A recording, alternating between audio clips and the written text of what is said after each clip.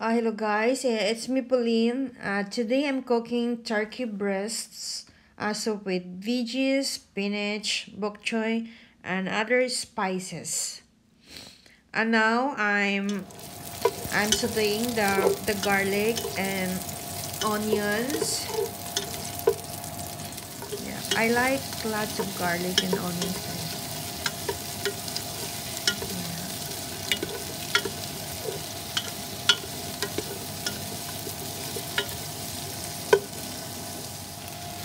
Ito kasi ang paborito ko guys, yung magluluto ng gulay.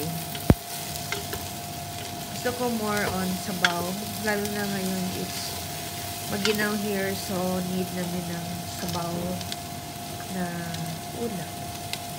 Kaya nilagyan ko ng soy sauce, konti lang soy sauce, just to taste. And then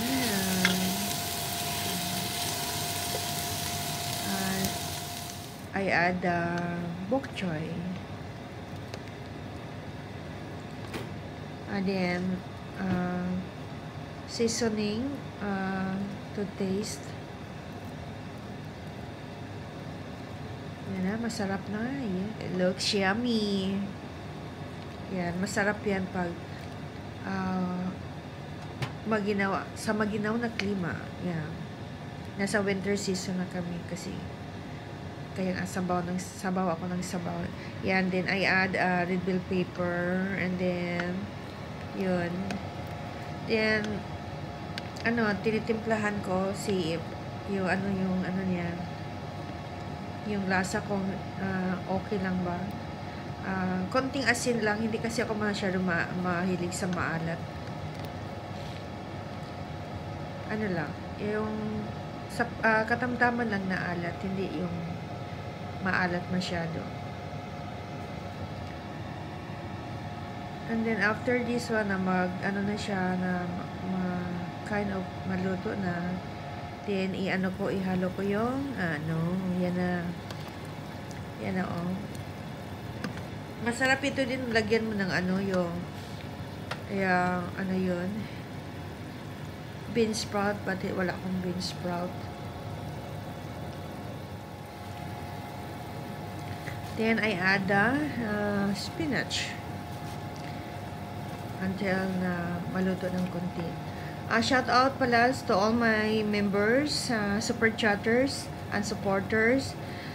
Thank you everyone for the love and support.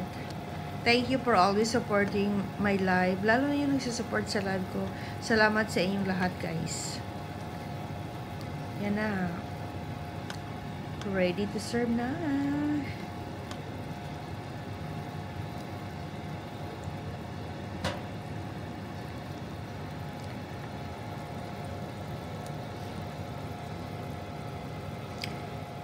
Ito na guys, it's luto na. Ready for lunch. Naka-ready na din ang kanin ko ha. Para later, pag mag-live ako, busog na.